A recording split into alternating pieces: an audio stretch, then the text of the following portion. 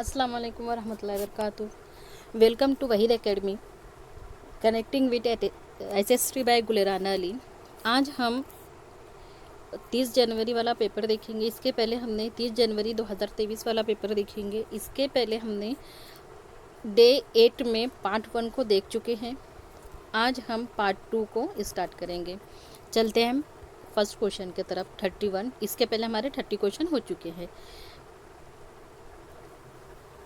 नगर निगम के चुनाव के उद्देश्य से गठित किए गए क्षेत्रीय निर्वाचन क्षेत्रों को के रूप में जाना जाता है। किस रूप में जाना जाता है? जब किनके म्युनिसिपल जो इलेक्शन होते हैं वो चुनकर आते हैं तो उन्हें हम किस रूप में जानते हैं।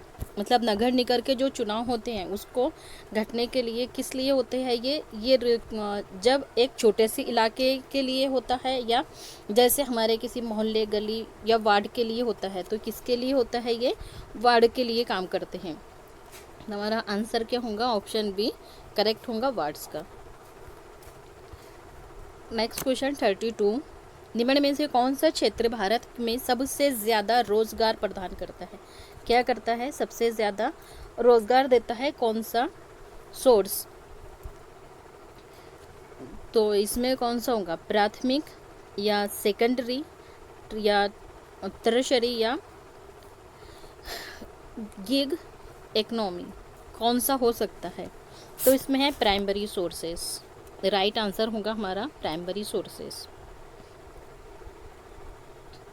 प्राइमरी सोर्सेज करेक्ट आंसर होगा। अब करेक्ट आंसर इसका क्यों होगा? क्योंकि जो प्राथमिक सोर्स होता है प्राइमरी सोर्सेज वो इंडिया में सबसे ज़्यादा रोज़गार प्रोवाइड करता है। सबसे ज़्यादा रोज़गार प्रोवाइड करता है। जैसे ये कहाँ पर मिलता है? तो ये हमारे एरियाज़ में, जो हमारा एरिया होता है वहाँ के रूप में ये एक डायरेक्ट हमारे काम में आता है।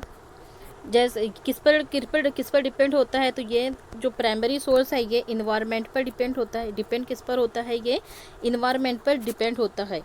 ये उसी ही एरिया के अंदर आता है जहाँ पर क्या होता है? जहाँ पर एग्रीकल्चर होती है, जहाँ पर एग्रीकल्चर होती है और जो फिशिंग होती है वगैरह, पशुपालन, एनिमल हस्बेंड्री वगैरह होती है, वहाँ पर जो प्राथमिक सोर्सेस है उसका यूज़ करेंगे, हम प्राइमरी सोर्सेस का यूज़ करेंगे। इसीलिए हमें जो सबसे ज़्यादा रोज़गार मिलते हैं वो प्राइमरी सोर्सेस से मिलते हैं। द नेक्स्ट क्वेश्चन है seasonal unemployment is commonly associate with which of the following activities? मौसमी बेरोजगार निम्नलिखित में से मौसमी बेरोजगार निम्नलिखित में से किस प्रक्रिया के साथ जोड़ी जा सकती है? क्या चीज़ जो मौसम ऐसा रोजगार जो हमारे मौसम के हिसाब से हो वो क्या होगा? फार्मिंग होगा, क्योंकि फार्मिंग हम मौसम के हिसाब से करते हैं। जैसे अब ये कौन कौन सी होगा, किस इलाके में पाई जाती है? तो ये ग्रामीण इलाके में पाई जाती है। जैसे मौसम के जो बेरोजगारी होते हैं वो तब होती है जब साल में क्या होता है? बारिश होती है। बारिश के समय में हम स्पेशली बारिश के टाइम में क्या करते हैं? फार्मिंग वगैरह करते हैं। तो उसमें जो उसमें बेरोज़गार क्या होती है? बहुत ज़्यादा बढ़ जाती है। और इसमें मांग क्या होती है? इसकी श्रम की जो मांग होती है वो सामान्य से कम होती है। इसलिए हमारा आंसर ए होगा, फार्मिंग। एक लोकतांत्रिक सरकार का आधारभूत सूचक है का होना लागू करना। The basic indicator of a democratic government is having applying. प्रतिनिधित्वों की अनुपातिक व्यवस्था या सार्वभौमिक वयस्क मताधिकार या first past the post system या ट्रेडिशनल रिप्रेजेंटेशंस क्षेत्रीय प्रतिनिधित्व। तो इसका आंसर क्या होगा? किसके लोकतांत्रिक सरकार है वो किसके आधार पर चुनी जाती है? किसके आधार पर होती है? तो वो होती है एडल्ट वोटिंग्स पर, यूनिवर्सल एडल्ट फ्रेंचाइज, सार्वभौमिक वयस्क मत अधिकार, इन पर आधारभूत होती है। इनका ये क्या होता है, ये बेसिक इंडिकेटर है, बेसिक इंडिकेटर है। ये एक लोकतांत्रिक सरकार का आधारभूत है जिसमें सभी एडल्ट को सार्वभौमिक वयस्क मत अधिकार को अधिकार दिया जाता है, लागू किया जाता है वोट करने का। तो ये किस राइट से कौन से फंडामेंटल राइट से बिलोंग करता है, कौन से फंडामेंटल राइट से बिलोंग करता है? यूनिवर्सल एडल्ट फ्रेंचाइज,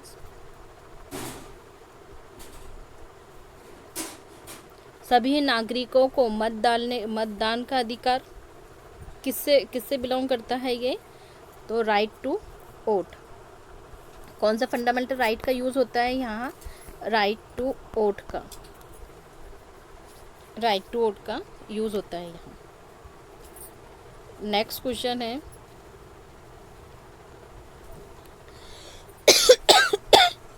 हिंदू उत्तराधिकारी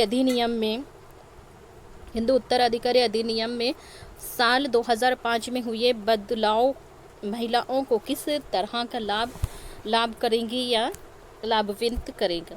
मतलब जो 2005 में हिंदू उत्तराधिकारी अधिनियम आया वो किस लिए आया, किस तरह का महिलाओं के लिए बदलाव लेकर आया है? क्या इसलिए आया है कि ये महिलाओं को माता पिता की संपत्ति में बराबर हिस्सा दिलाता है, या ये इसलिए आया है कि ये पुत्रों की तुलना में, देखिए क्या बोल रहा है, पुत्रों की तुलना में पुत्रियों को संपत्ति में ज़्यादा हिस्से के लिए नहीं आया है बल्कि वो बराबरी के लिए आया है। तो ये कट जाएगा, हमारा ऑप्शन बी कट जाएगा। फिर थर्ड में क्या पूछ रहा है, ये सारी संपत्ति पुत्रियों मतलब बेटियों के नाम कर दी जाएंगी। तो इसके लिए भी नहीं है, सारी प्रॉपर्टी सिर्फ बेटियों के लिए नहीं बल्कि उसके अंदर हिस्सेदारी कौन होंगी, जिस शख्स की प्रॉपर्टी है उसकी वाइफ इसके अंदर हिस्सेदार होंगी और उसके सन्स होंगे और उसकी डॉटर्स होंगी, उसकी बेटियां वगैरह ये होंगी। तो जो उसकी प्रॉपर्टी है माता पिता की संपत्ति में क्या होगा, महिलाओं का हिस्सा बराबर होगा। तो हमारा ऑप्शन इज करेक्ट है।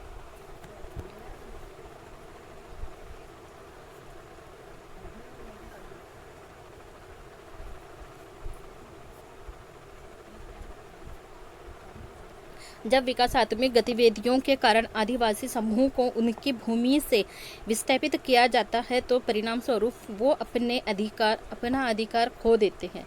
ये किस लिए होता है कि जब जो आदिवासी लोग हैं वो अगर से एक विकासात्मक गतिविधियों के कारण आदिवासी समूह को उनकी ज़मीन में विस्थापित किया जाता है तो वो अपने अधिकार खो देती हैं। कैसे, किस वजह से वो अपने अधिकार खो देते हैं?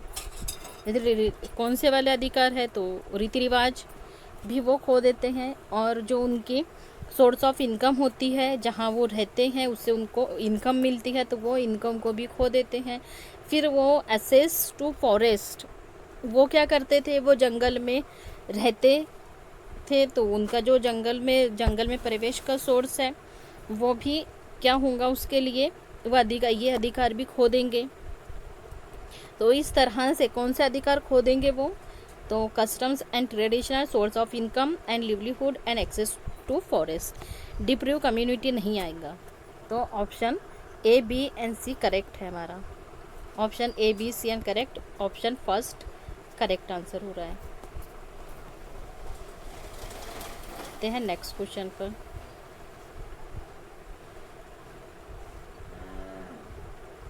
इतिहास में तिथियों एवं वर्षों को सूचित करने के लिए प्रयोग में आने वाली वर्तमान के बारे में निम्नलिखित कथनों में से कौन सा कथन सही है? क्या है, हमको इन कथनों में से सही कथन को चुनना है, सिलेक्ट करना है। चलिए फर्स्ट ऑप्शन पर चलते हैं। क्या कहता है first option? Historise slowly on the past without examination of how the past has influenced the present। अतीत ने वर्तमान को कैसे प्रभावित किया है इसकी जांच किए बिना इतिहास पूर्ण रूप से अतीत पर निर्भर करता है। तो ये क्या है, पूरी तरह से हम जब तक इतिहास को जान नहीं लेते, उसका जो पास्ट है उसको जान नहीं लेते तो वो उस पर हम उसे सही तरह से उसकी हिस्ट्री को नहीं जान सकते। तो क्या बोल रहा है, किस पर डिपेंड होता है, ये पूरी तरह से उसके अतीत पर डिपेंड होता है, उसके पास्ट पर डिपेंड होता है। तो हिस्ट्री, चलिए सही है, हिस्ट्री क्या है, पास्ट पर डिपेंडेंट होता है, उसके बगैर हम किसी भी तरह की इंफॉर्मेशन एग्जामिनेशन नहीं कर सकते। फिर सेकंड ऑप्शन में क्या बोल रहा है, history is the story of growth of human consciousness both in its individuals and collective aspect. इतिहास मानव चेतना के व्यक्तिगत और सामूहिक दोनों पहुंचने में विकास की कहानी है। तो ये क्या है, हमारे व्यक्तिगत और सामूहिक दोनों भी पहुंचने के विकास की कहानी है। तो ये भी सही है। फिर थर्ड ऑप्शन में क्या बोल रहा है, history is dialogue between event of how the past and progress changes in future. इतिहास अतीत और भविष्य में प्रगतिशील परिवर्तनों की घटनाओं के बीच एक संवाद है। तो ये कैसे हो सकता है, प्रोग्रेसिव चेंजेस तो नहीं होगा, तो हमारा ऑप्शन सी रॉन्ग होगा। फिर डी ऑप्शन में क्या बोल रहा है, निरंतरता और सुसंगतता इतिहास की आवश्यकताएं हैं। तो ऑप्शन डी भी करेक्ट है। तो हमारा option A B and D correct है। चलिए देखते हैं हम किस ऑप्शन में है ए बी एंड डी। तो A B and D option D में है, यही हमारा करेक्ट आंसर है। Which of the following statements is correct about the present use of dates and years in history? इतिहास में तिथियों एवं वर्षों को सूचित करने के लिए प्रयोग में आने वाले वर्तमान के बारे में निम्नलिखित में से कौन से कथनों में से कौन सा कथन सही है। मतलब जो तिथि दिए गई है, डेट्स वगैरह, वो करंट प्रेजेंट में और किस तरह की डेट का यूज़ होता, तो कैसे होता था, उससे हम पहले कैसे यूज़ करते थे और अब कैसे करते हैं यूज़, दोनों भी चीज़ में हमें चाहिए। तो A D in place B C E, A D के स्थान पर बी सी ई, क्या सही है, ए डी की जगह पर क्या है, बी सी ई का यूज़ ये होता है। तो ऑप्शन ए करेक्ट है। जैसे हिस्ट्री में जो तिथियां हैं, डेट्स है, वो और ईयर को बताने के लिए, उसको सही सूचित करने के लिए प्रयोग में आने वाले जो प्रेजेंट के बारे में हम निम्न के बारे में है, तो उसमें ए डी इन प्लेस है, ए डी के जगह पर बी सी है। जैसे अतीत ने वर्तमान को कैसे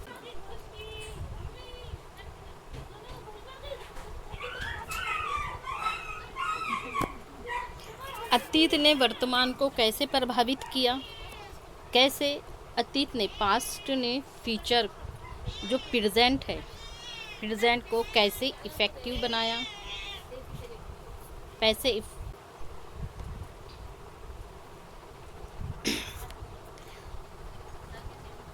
तो इसने पास्ट ने कैसे प्रेजेंट को इफ़ेक्टिव बनाया है, इसकी जांच किए बिना हम हिस्ट्री को पूरे रूप से कहाँ थे हम, B C and A D पर। तो इतिहास में, हिस्ट्री में जो तिथियां हैं, डेट्स है और जो ईयर है, उसको सूचित करने के लिए हम प्रयोग में इस्तेमाल में आने वाले जो प्रेजेंट है, प्रेजेंट के बारे में ये है कि बी सी के जगह पर, बी सी इन प्लेस क्या है, ए डी का इस्तेमाल करते हैं, बी सी के जगह पर हम ए डी का इस्तेमाल करते हैं। और इसी तरह ए डी का फुल फॉर्म क्या होगा,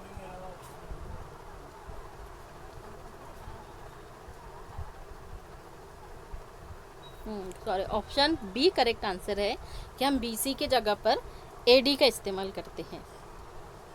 तो इसमें ए डी का फुल फॉर्म क्या है, ए डी का फुल फॉर्म ज़रा कमेंट करके बताए तो ए डी का फुल फॉर्म क्या है और बी सी का फुल फॉर्म क्या है। दोनों का भी फुल फॉर्म पूछ सकता है, बी सी का फुल फॉर्म पूछ चुका है क्या है और ए डी का फुल फॉर्म क्या है, ये आप बताइए। ए डी ईसा मसीह के जन्म के बाद के समय को कहा जाता है, जबकि बी सी एडी किसे कहेंगे हम? जो आफ्टर बर्थ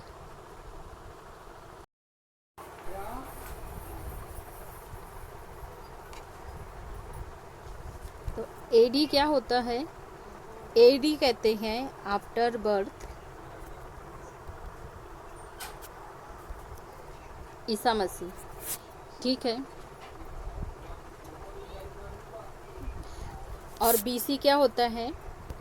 बिफोर क्राइस्ट। ये बिफोर ईसा मसीह के पहले वाले को कहते हैं, जन्म के पहले।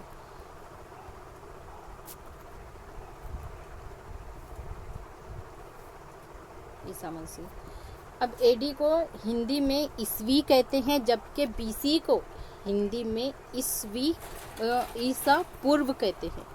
क्या कहा जाता है? देखिए हिंदी में इसका फ़र्क क्या है। तो जिस तरह से हम एडी को क्या कहते हैं, एडी को हिंदी में हम कहते हैं ईस्वी। ईस्वी मतलब ईसा मसीह के बाद। और बीसी को हिंदी में कहा जाता है ईसा पूर्व। ईसा पूर्व। ये दोनों बातें याद रखना है। ठीक है, चलते हैं नेक्स्ट क्वेश्चन की तरफ। Question number 49।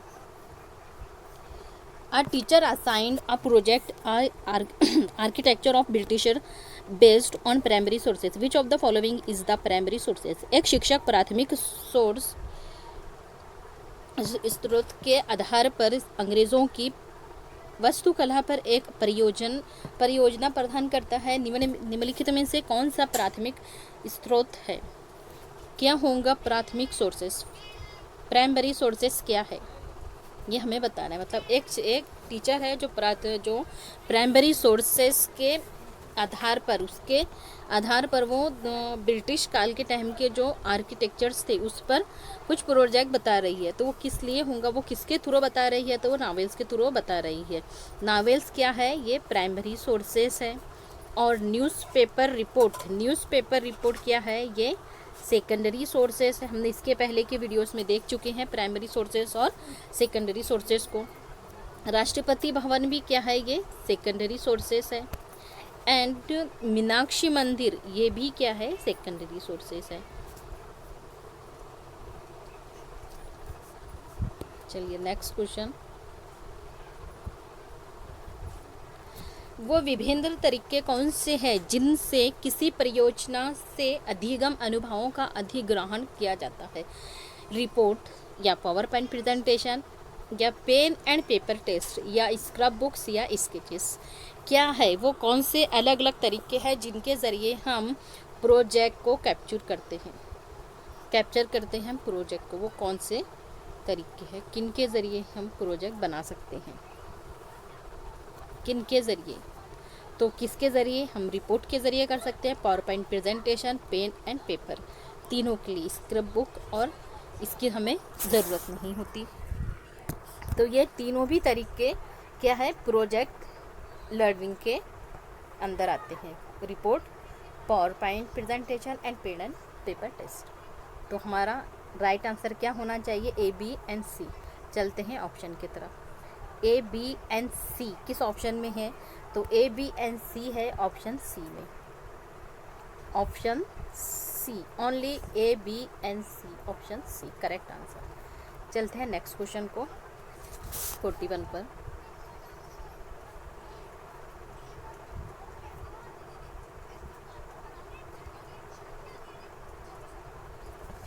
निम्नलिखित में से कौन से प्रश्न संगठनात्मक प्रक्रिया के मूल्यांकन पहलू का आकलन करते हैं?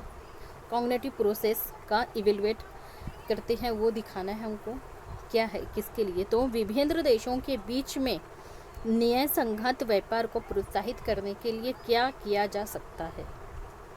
तो यहाँ पर भी क्या हो रही है, हम क्या किया जा सकता है पूछ रहे हैं। मतलब बच्चे इसके अंदर सोचेगा, अपनी कॉग्निटिव प्रोसेस को, कॉग्निटिव थिंकिंग का इस्तेमाल करेगा। तो ऑप्शन ए करेक्ट है। फिर पूछता है green revolution has made India self sufficiency in food grain explain. हरित क्रांति ने भारत को अनाज के मामलों में आत्मनिर्भर बना दिया है, समझाइए। तो यहाँ पर भी क्या है हमारा लगा रहा है, संज्ञान का यूज़ हो रहा है, इसके ज़रिए हम मूल्यांकन करेंगे। फिर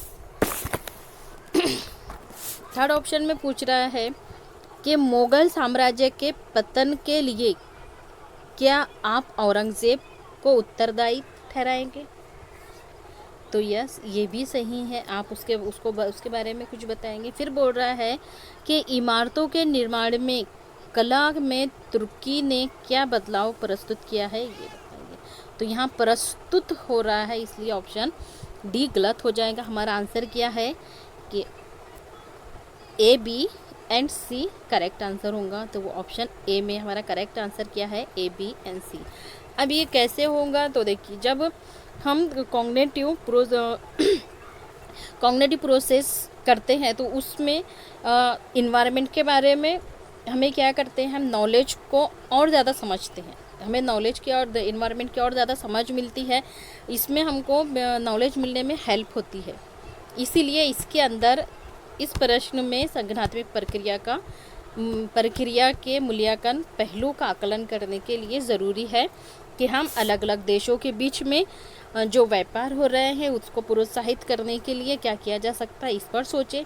या हम जो हरित क्रांति है उसने भारत को अनाज के मामले में कैसे आत्मनिर्भर बनाया, उसके बारे में समझाइए। या मुगल साम्राज्य का जो पतन हुआ, पतन के लिए क्या आप औरंगज़ेब को उत्तरदायी ठहराएंगे, इसके बारे में बताइए। तो मतलब यहाँ क्या कर रहे हैं, हम कॉग्निटिव का यूज़ कर रहे हैं।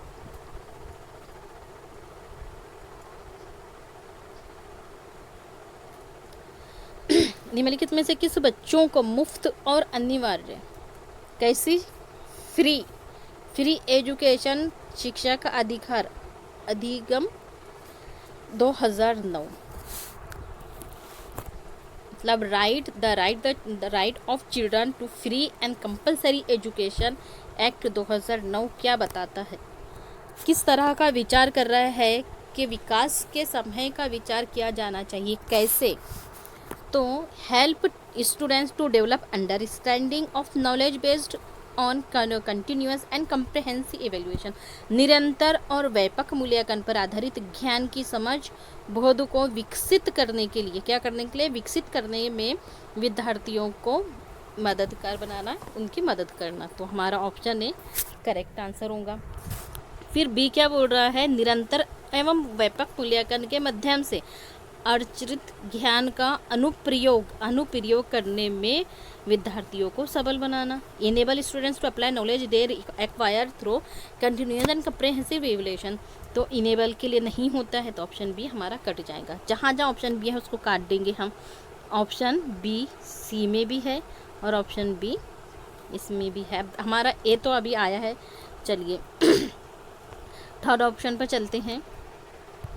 क्या बोल रहा है, हमारा ए करेक्ट निकल चुका है, ए हमारे पास में करेक्ट है, बी रॉन्ग हो चुका है। तो हमने क्या कर रहे हैं, पहले बी को भी कट कर दिया है और सी को भी। अब हमारे पास में दो ऑप्शन बचे हैं, ए और डी, इन दोनों में से कोई भी एक हो सकता है। चलते हैं सी पर। क्या बोलता है सी, बोर्ड लेवल, ये लेवल है, बोर्ड लेवल मतलब स्तरीय लेवल परीक्षाओं के संदर्भ में परीक्षा बोर्ड के द्वारा प्रदान की गई निर्देशिकाओं का पालन करना। जो एग्ज़ाम बोर्ड होते हैं उसको बोर्ड लेवल को पर प्रोवाइड करने का काम किसका होता है, वो स्टेट लेवल का होता है, स्टेट गवर्नमेंट का होता है। तो उसके लिए भी क्या होगा, ऑप्शन सी करेक्ट होगा। यह हमें क्या करता है, गाइडलाइंस प्रोवाइड करता है एग्जामिनेशन बोर्ड, किसके लिए, जब हम बोर्ड लेवल पर एग्ज़ाम लेते हैं। तो option C correct, option D correct answer होगा, ए एन सी।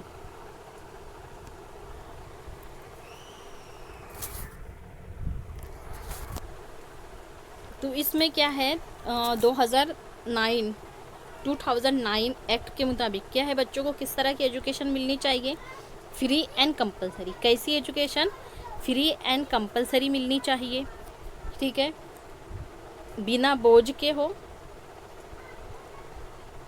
बर्डन ना हो। फिर इसमें किस साल के उम्र के बच्चों को फ्री एंड कंपलसरी एजुकेशन मिलती है, तो 6 ईयर से 40 ईयर तक के बच्चों को फ्री एजुकेशन दी जाती है। ये जो राइट आया था किसके रूप में था, जो लोग जिनकी इकोनॉमिक कंडीशन सही नहीं है, कम है, तो उनके लिए ये बेहतर एक्ट लाया गया था। मतलब ये राइट के थ्रू, इस अधिगम के थ्रू आर्थिक रूप से कमज़ोर सभी बच्चों को फ्री में शुरुआती शिक्षा दी जाए, बच्चों को फ्री में और कंपलसरी शिक्षा का अधिकार दिया जाए। किस एक्ट के थ्रू? एक्ट 2009 के थ्रू। फिर इसके तहत बताया गया है निरंतर और व्यापक मूल्यांकन पर आधारित ज्ञान की समझ और बोर्ड लेवल परीक्षाओं के संदर्भ में परीक्षा बोर्ड के जरिए प्रदान की गई गाइडलाइंस का पालन करना। तो ये चीज़ें हमारी था, तो A and C correct answer हो रहा है। 43. Which of the following questions provide opportunities to assess students' analytical abilities in social science? निम्नलिखित प्रश्नों में से कौन से सामाजिक विज्ञान में विद्यार्थियों की विश्लेषणात्मक योग्यताओं को आंकने के अवसर उपलब्ध कराते हैं? किस रूप में? तो योग्यताओं को आंकने के अवसर। कौन सा क्षेत्र विषयों के अध्ययन के रूप में जाना जाता है और क्यों जाना जाता है? तो यहाँ पर एनालिटिकल एबिलिटीज़ बताना है हमको सामाजिक विज्ञान में विश्लेषणात्मक। तो यहाँ बच्चे विश्लेषण नहीं कर रहे हैं, एनालाइज नहीं कर रहे हैं, तो हमारा ऑप्शन ए कट जाएगा। उनका ऐसा क्वेश्चन ढूंढना है जिसमें बच्चे एनालाइज करते हुए नज़र आ रहे हैं। जैसे कौन से राज्य फूलों की घाटी के रूप में जाना जाता है? ये कैसा एक उत्तरीय क्वेश्चन है, या हमारा एक जुमले में जवाब वाला क्वेश्चन है, जबकि हमको विश्लेषणात्मक या एनालिटिकल वाला क्वेश्चन देखना है। फिर सी बोलता है भारत में कौन से राज्य मसालों के उत्पादन में प्रथम आता है? मतलब ऐसा कौन सा स्टेट है इंडिया का जो भारत में मसालों के लिए मशहूर है? फिर उसमें मसालों के उत्पादन, जो मसालों का प्रोडक्शन है, उसके लिए अनुकूल भौगोलिक परिस्थितियाँ क्या है? इसमें क्या है, देखिए क्या कौन सा जो हमारा एनालिटिकल या एनालाइज कर रहे हैं हम, तो उसमें दो चीज़ें आप याद रखें। क्या चीज़ आएंगी उसमें? कौन सा, और सीधा आंसर उठाने वाला क्वेश्चन कि आपको ऑप्शन कैसा निकालना है उसमें से, कौन सा और क्या, कौन सा और क्या, ये दो चीज़ें आपको, अगर से क्वेश्चन नहीं समझ रहा है और ऑप्शन में हमको ये मिल जाते हैं तो हमारा आंसर आसानी से निकल जाता है। कौन सा और क्या। फिर भी हमको क्वेश्चन को समझना है। अनुकूल भौगोलिक परिस्थितियों क्या है, क्या उसकी परिस्थितियाँ क्या है, कौन से है और क्या है। ठीक है, तो ऑप्शन सी हमारा क्या है, करेक्ट है। क्या है? Favourable production of spices, which and what, दो वर्ड एनालिटिकल के लिए आप इसे एक ट्रिक के तौर पर याद रख सकते हैं। तो ऑप्शन सी हमारा, ऑप्शन डी करेक्ट है, क्योंकि ऑप्शन डी में हमारा केवल सी वाला ऑप्शन मिला है।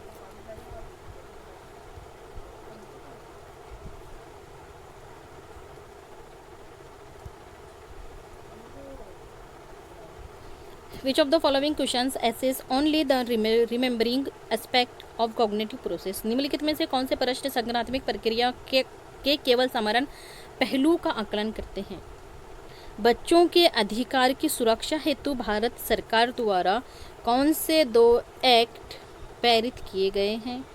क्या कर रहा है बच्चे का? कौन से। देखिए कॉग्निटिव प्रोसेस में भी कौन से का यूज़ होता है, लेकिन यहाँ क्यों नहीं आ रहा है साथ में। जहाँ पर क्यों, क्या और कौन सा आया है तो वो एनालिटिकल में जाएगा।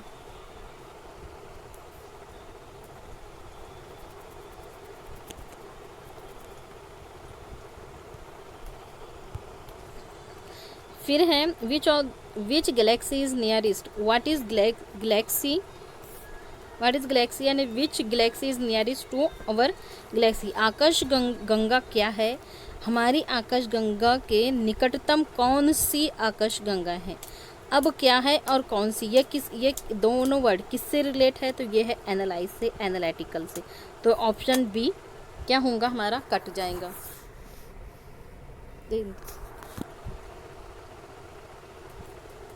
क्या पूछ रहा है, आकाशगंगा क्या है और हमारी आकाशगंगा के निकट कौन सी आकाशगंगाएं हैं? तो ऑप्शन बी भी हमारा करेक्ट है। फिर पूछ रहा है सी में, क्या आप सोचते हैं कि भारत में धर्म के आधार पर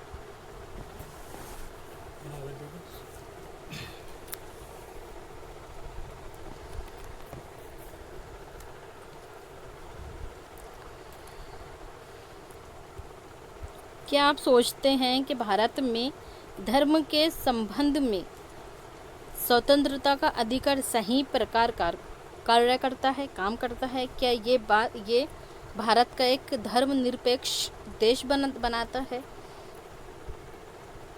तो ये ऑप्शन हमारा सी रॉन्ग होगा। फिर है, क्या समस्याएं हो सकती है यदि राज्य सरकार और संघीय सरकार जो फिर कौन सी गवर्नमेंट, स्टेट गवर्नमेंट और यूनियन गवर्नमेंट ने के अलग अलग राजनीतिक पार्टियां द्वारा संचालित हो?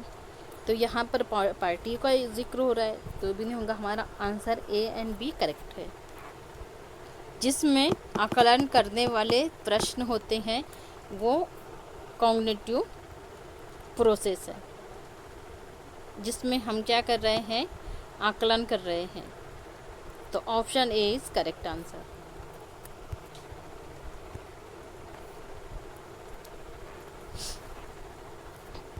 निम्नलिखित में से कौन से प्रश्न बहुल परिप्रेक्ष्यों को उपयोग करने या विकास करने के अवसर प्रदान करता है? What are the factors that determine the climate of a region? वो कौन से कारक है जो किसी क्षेत्र के जलवायु पर निर्भर करते हैं? या what are the harmful impact of deforestation? वनों की कटाई के क्या हानिकारक प्रभाव है? या what are the main physical division of South America? दक्षिण अमेरिका के मुख्य भौतिक खंडन कौन से है? what are the merit and demerit of multi-party system? बहुदल तंत्र के क्या गुण और दोष हैं? तो हमें सही ऑप्शन को चूज़ करना है। सही ऑप्शन क्या है? तो वो कौन से कारक है जो किसी एरिया की क्लाइमेट पर निर्धारित करते हैं? तो ऑप्शन ए करेक्ट होगा। फिर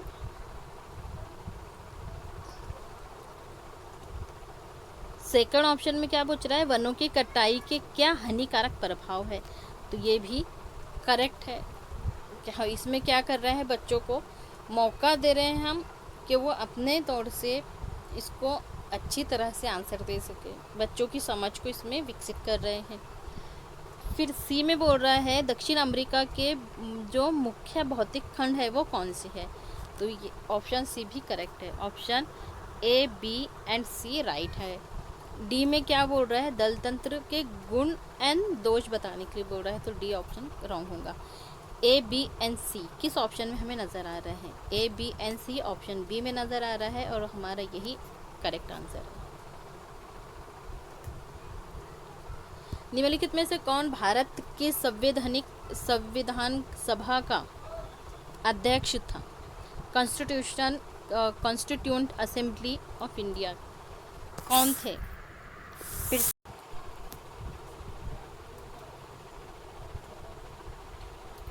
Who among the following was the president of Constituent Assembly of India?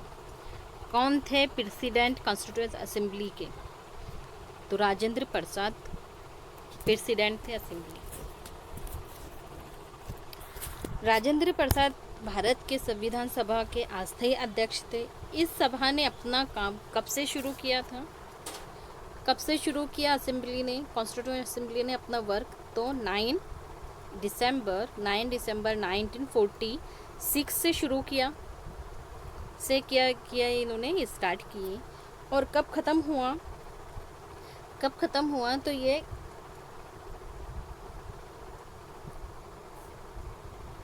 26 नवंबर 1949 को भारत का संविधान अपनाया गया। इसी टाइम पर एडॉप्ट भी किया गया। तो इसमें राजगोपालाचारी कौन थे? हमने तो देखा प्रेसिडेंट कौन थे, असेंबली के प्रेसिडेंट राजेंद्र प्रसाद थे। तो सी राजगोपालाचारी कौन थे? इसका आंसर आप कमेंट में देंगे। चलते हैं नेक्स्ट क्वेश्चन पर। Who among the following was the only Indian Governor General of India? निम्नलिखित में से कौन भारत का एकमात्र भारतीय गवर्नर जनरल था भारत का? तो कौन थे? सी राजगोपालाचारी। ये कौन थे? ये भारत के सिर्फ एक अकेले गवर्नर जनरल थे। सी राजगोपालाचारी के बारे में हम थोड़ा सा देखेंगे। तो ये 10 दिसंबर 1878 से इनका लाइफ टाइम है 25 दिसंबर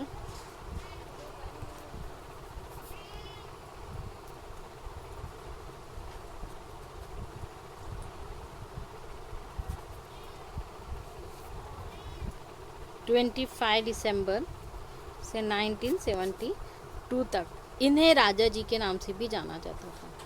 किस नाम से जाना जाता था? इन्हें राजा जी के नाम से भी जाना जाता है। ये कौन थे? तो ये वकील थे, मतलब लॉयर थे। इन्होंने ये और कौन कौन थे? ये पॉलिटिशियन भी थे और दर्शक भी थे, आइडियोलॉजिस्ट भी थे। 1952 में 1952 में मद्रास के सीएम भी रहे। 1952 में किसके? मद्रास के क्या रहे?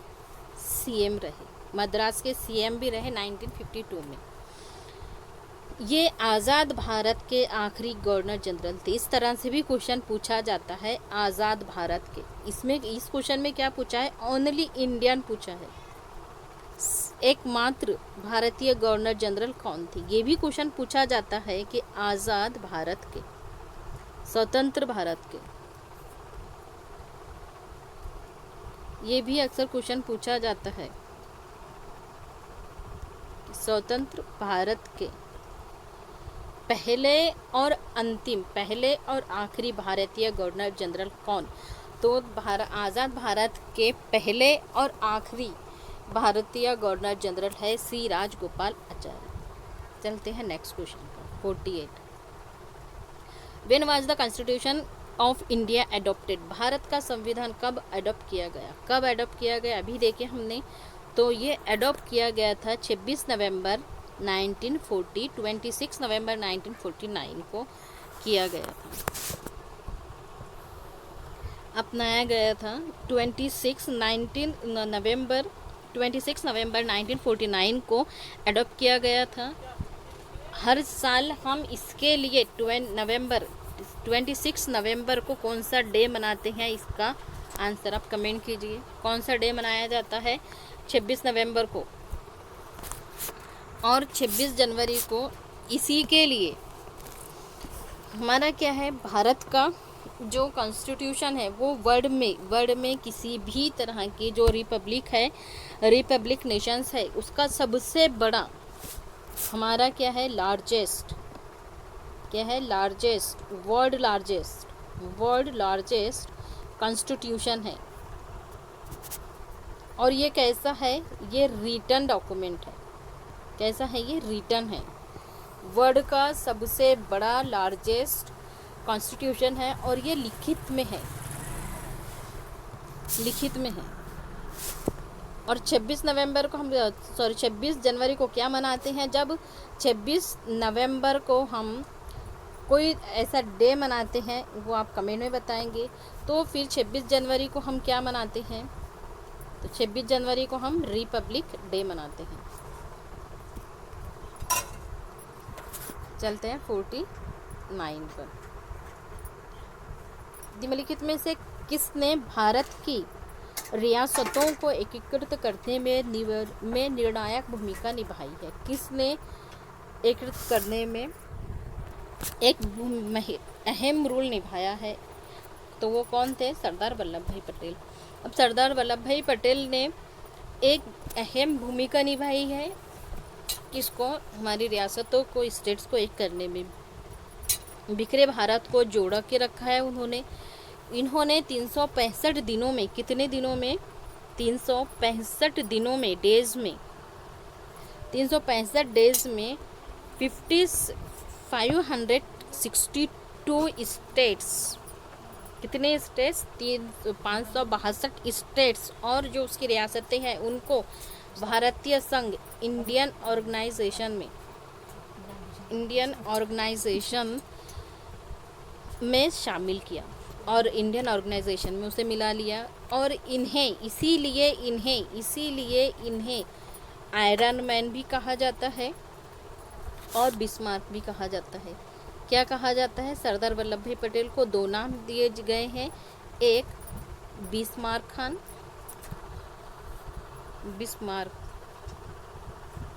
बिस्मार्क कहा जाता है, सॉरी खान नहीं, बिस्मार्क कहा जाता है, और एक कहा जाता है उन्हें आयरन मैन। ये भी क्वेश्चन पूछा जाता है कि आयरन मैन किसे कहा जाता है, तो आयरन मैन इसी कारण की वजह से उन्हें आयरन मैन कहा जाता है।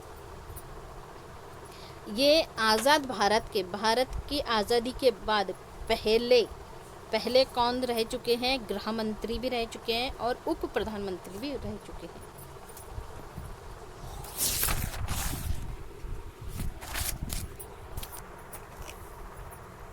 चलते हैं 50 का। Which of the following deals with the methods in the concrete list of the constitution of India? निम्नलिखित में से कौन भारत के संविधान की समवर्ती सूची के मामले में काम करती है? कौन कॉन्क्रीट लिस्ट पर काम करती है? Union government and state government. Yes, केंद्र सरकार और राज्य सरकार दोनों भी कॉन्क्रीट लिस्ट के लिए काम करती है। चलिए नेक्स्ट क्वेश्चन पर। निम्नलिखित में से कौन भारत के संविधान सभा में मसूदा समिति के अध्यक्ष थे? रिपीट क्वेश्चन हुआ है। मसूदा समिति के राजेंद्र प्रसाद, सॉरी क्या पूछा है उसने? मसूदा समिति के अध्यक्ष पूछा है। तो मसूदा समिति के अध्यक्ष कौन होते हैं? कौन है? BR अम्बेडकर है। ड्राफ्टिंग कमेटी के जो चेयरमैन है वो है BR अम्बेडकर है। BR अम्बेडकर 29 अगस्त 1947 से 24 जनवरी 1950 तक भारत की संविधान सभा में मसूदा समिति के चेयरमैन रह चुके हैं।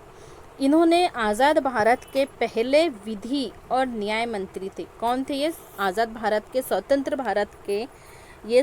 भारत के इंडिपेंडेंस इंडिया के पहले विधि और न्याय मंत्री रह चुके थे। भारतीय संविधान के जनक और गणराज्य के निर्माता भी थे, इस नाम से भी जाना जाता है। अक्सर क्वेश्चन पूछा जाता है कि भारतीय संविधान जो इंडियन कॉन्स्टिट्यूशन है,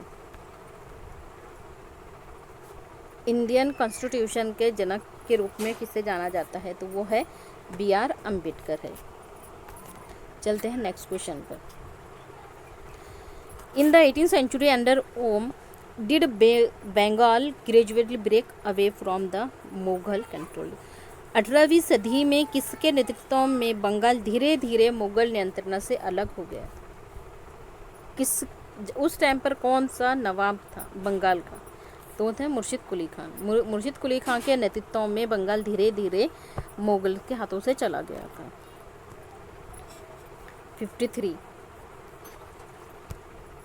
ये क्वेश्चन बहुत ज़्यादा इम्पोर्टेंट है और इसके बारे में अक्सर क्वेश्चन पूछा जाता है स्टेटमेंट में। Who among the following governor generals decide the Bahadur Shah Zafar would be the last Mughal empire and after his death none of the descendants would be recognized as a ruler? निम्नलिखित में से किस governor general ने फैसला किया कि बहादुर शाह जफर आखिरी मुगल बादशाह सम्राट होंगे और उनकी मृत्यु के बाद में, उनकी मौत के बाद में किसी भी वंश को शासक के रूप में पहचाना नहीं जाएगा?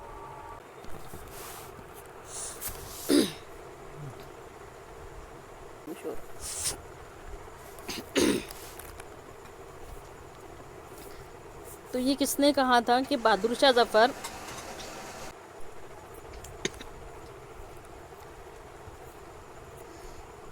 तो ये कथन किसका है? किस गवर्नर जनरल ने कहा था कि बहादुर शाह जफर आखिरी बादशाह होंगे और उनके बाद में किसी भी वंश को शासक के रूप में पहचाना नहीं जाएगा?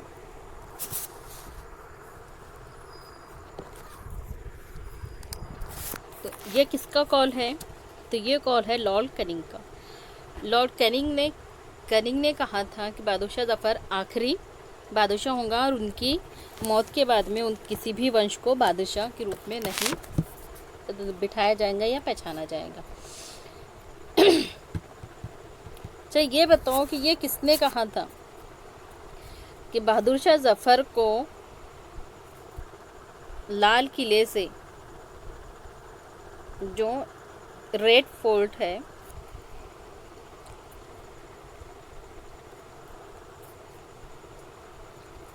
बहादुर शाह जफर को रेड फोर्ट से निकाल कर कहाँ डालेंगे? रंगून की जेल में डाला जाए। ये किसने कहा था? ये कथन किसका है? ज़रा कमेंट करके बताओ। तो लॉर्ड कैनिंग ने ये कब कहा था, किस टाइम पर? तो 1800। लॉर्ड कैनिंग को चार्लेस कैनिंग भी कहा जाता है। किस नाम से जानते हैं लॉर्ड कैनिंग? चार्लेस कैनिंग के नाम से भी जाना जाता है। ये कौन थे? ये कुशल राजनीतिक थे। 1858 में, किस समय? 1858 के विद्रोह के समय में, रिवोल्ट के समय में वो भारत के पहले वाइसराय बने। लॉर्ड कैनिंग कौन थे? तो ये फर्स्ट वाइसराय थे। फर्स्ट वाइसराय रहा कैनिंग। और बहादुर शाह जफर कौन थे? तो बहादुर शाह जफर आखिरी मुगल बादशाह रहे।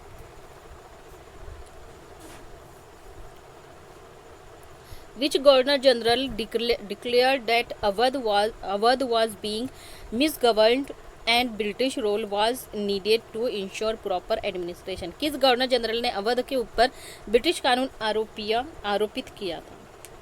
मतलब किस गवर्नर जनरल ने ये कहा कि अवध पर सही तरह से हुकूमत नहीं चलाई जा रही, तो उसे हड़प लिया था, अवध को हड़प लिया था, छीन लिया था। किससे? वाजिद अली शाह से। उस समय अवध का नवाब कौन था? अवध में कौन था? तो वाजिद अली शाह था। वाजिद अली शाह थे। तो उनको हटाने के लिए क्या इल्ज़ाम लगाया था कि अवध पर सही तरह से हुकूमत नहीं हो रही, इसलिए उसे हटा दिया जाए। तो ये कथन किसने कहा था? ये लॉर्ड डलहौजी ने। किसने कहा था? ये लॉर्ड डलहौजी ने। 1848 में, सन 1848 में लॉर्ड डलहौजी को किसके जगह पर बिठाया गया था? हेडिंग के। किसके जगह पर? लॉर्ड हेडिंग के जगह पर भारत का गवर्नर जनरल बनाया गया। अब इसका जो प्रशासन चलाने का, जो एडमिनिस्ट्रेशन चलाने का तरीका था, वो कैसा था? साम्राज्यवाद की तरह था। उनके काल में राज्य का विस्तार अपने चरम पर था। लॉर्ड डलहौजी के को अर्ल ऑफ डलहौजी भी कहा जाता है। अर्ल ऑफ डलहौजी भी कहा जाता है, जो उनका समय पीरियड था उसको। 55 पर which ruler of Kanpur call himself Peshwa? Kanpur के किस शासन ने खुद को पेशवा कहा? तो नाना साहब ने कहा। 56 the best methodology to teach the theme factory would be? कारखाने के विषय में पढ़ाने के लिए सबसे उपयोगी विधि कौन सी होंगी? टू नरेटिव स्टोरी, एक कहानी सुनाना, किसी विशेषज्ञ को निमंत्रित करना, या किसी उद्योग कारखाने की यात्रा आयोजित करना, या to screen a documentary film. कौन सा सबसे बेहतर तरीका होगा? तो उसके लिए क्या होगा?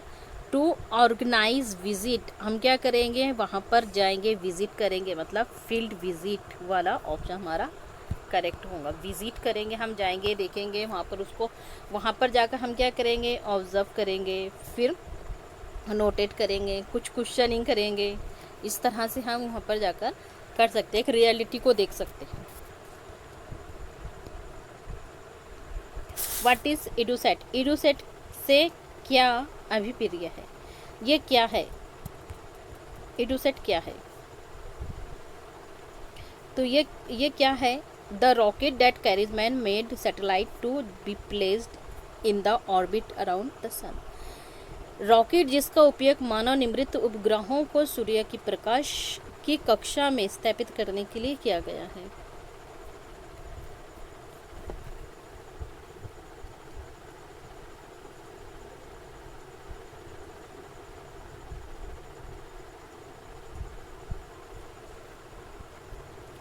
या सौरमंडल में खोजा गया एक नया ग्रह है, या एक शुद्ध ग्रह जो मंगल और बृहस्पति की कक्षाओं के बीच में पाया जाता है, या एक मैन मेड इंडियन सैटेलाइट है। तो ये क्या है? एक मानव निर्मित भारतीय उपग्रह है। ऑप्शन डी इज करेक्ट है।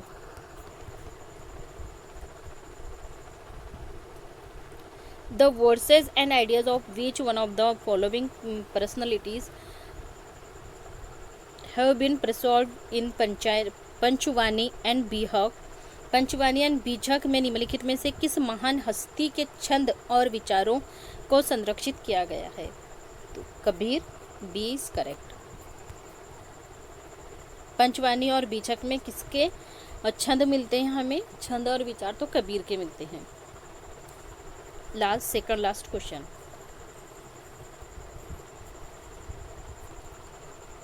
एलोरा की गुफा का भिंद्र चित्र जिसमें विष्णु को नरसिंह आधारित पुरुष सिंह के रूप में दिखाया गया है, किस काल की कृति है? ये किस समय की है? जिसमें कहाँ की एलोरा की गुफा में ये चीज़ें दिखाई गई है, तो किसकी थी? एलोरा की गुफा का ताल्लुक राष्ट्रकूट से है, राष्ट्रकूट काल से।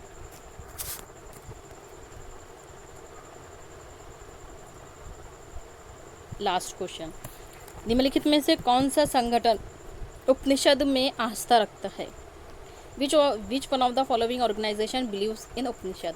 कौन सा समाज या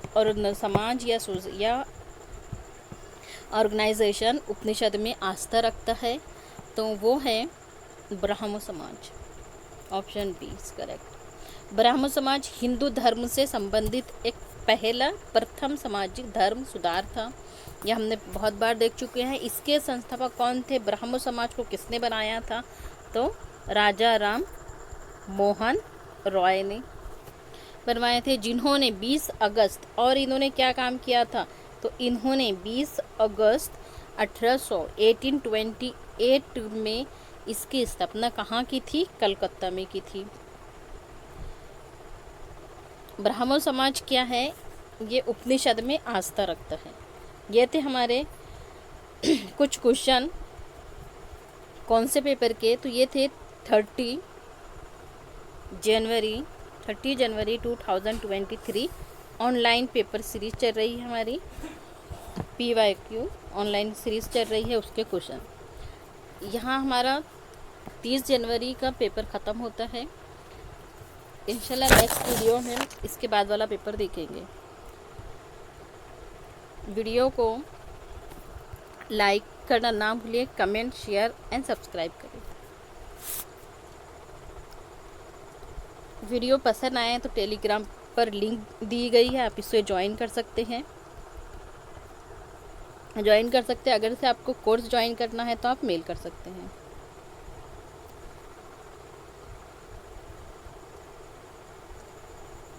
चलिए आज के लिए इतना ही काफ़ी है। अल्लाह हाफिज़। Thank you. जज़ाकल्लाह।